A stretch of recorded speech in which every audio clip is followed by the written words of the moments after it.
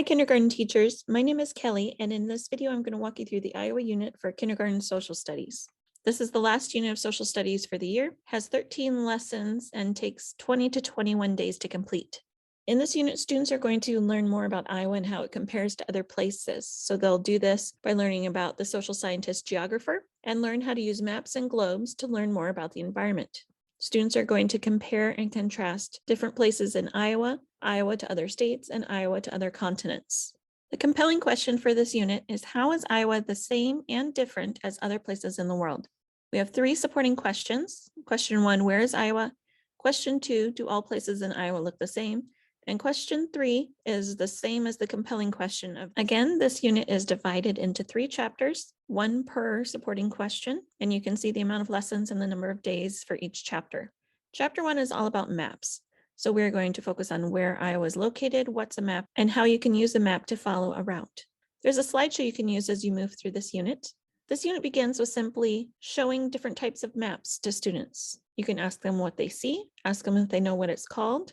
Maybe they'll recognize the one on slide 6. Slide 7 through 10 are maps of the different elementary schools. So just use the one that is your elementary school. Another thing to do in this lesson is read a fiction book in which characters might need a map, such as Hansel and Gretel or Knuffle Bunny. You can ask the students what characters could have used to help them when they were lost, and give students time to look at various maps, whether it be on the slides or actual paper maps. Lesson 2, you're going to spend time looking at maps together as a class and asking students what they see or notice. So you could do a WDISC if you wanted. You can use any or all types of maps that you have in classroom, but slides 11 and 12 are provided for focus items. As students look at the maps, you're going to want to make a list of items, and you can sort them into 2 categories, such as places on a map or map features, and you can add the category labels later. Ask the students, what is a map? And use any of the resources here listed to learn more about maps and their features. After you do that, you can go and add the category labels back to your class chart. Lesson 3, we're going to spend time on the social scientist geographer. Annie the ant for geographer is the last social scientist that students learn in kindergarten. Review what a geographer does and what types of questions they ask. You could also use this image of Annie the ant with her anthill and relate it to mapping.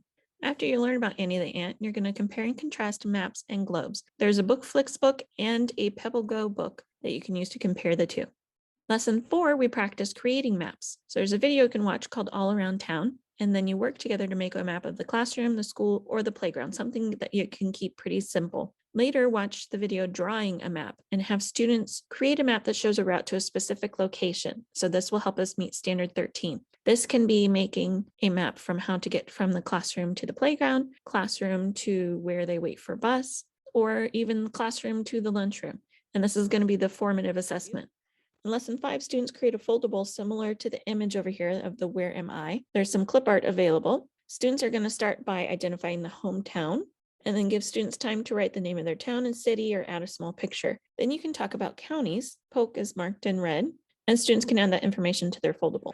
In lesson 6, we focus on the supporting question, where is Iowa? And you can use these 2 maps here, or you can pull out a paper map, or you can also use just Google Maps. And we want to focus on what we can notice about Iowa. We might want to see the borders, point out that they're made up by 2 different rivers, and then we can add that to the foldable for the state. Then we want to repeat the process for our country and for the continent. Chapter 2 is all about places in Iowa. So we're using the supporting question, do all places in Iowa look the same? So we're looking at the different environmental characteristics of various locations in Iowa. So we start off by figuring out what Iowa looks like where we live. So you can have students look outside, you can use Google Maps or maps on the slides in the slideshow, and just create a class list of what you notice. Then we're going to focus on environmental elements and town versus country life. There are some books on PebbleGo that work well for that comparison. In lesson 8, we look at the question, do all places in Iowa look the same? So here we're going to compare different items, and you can have this done in pairs, small groups, or as a whole class. You might want to post the pictures at different stations and have students move around, or you could have it at the desk. Students can record their observations on a Post-it or on Seesaw. You'll have students look at the maps on slides 33 and 34. You'll have students compare pictures of 2 downtown areas, one in a small town and one in a large city. And then you'll compare the environmental characteristics of 3 different spots in Iowa. Chapter 3 is entitled Iowa and the World, and at this point we're comparing Iowa to other locations around the world.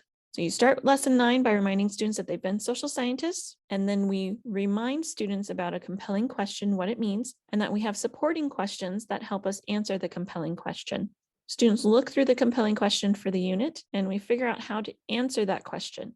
Lesson 10, students are going to look at different places in our country, and we have lots of options. We have different types of landforms. We have places in all different regions of the United States. And then you could also use some books to support learning about desert, mountains, or near the ocean. The big check is to make sure that students understand that there are differences in the environment in Iowa and those in other parts of the United States. Lesson 11, we remind students that the United States is part of the North American continent. By the end, we're going to compare Iowa to Canada and Iowa to Mexico. You can use Google Maps, and you can also talk about the different types of animals that live in the environments there to help make it a little bit more clear to students. Lesson 12, we start to learn that there are more continents in the world than just the one that we're on. And there are a couple maps that you can reference. So then we're going to continue to compare Iowa to other places around the world. We can use Google Maps to explore the land more.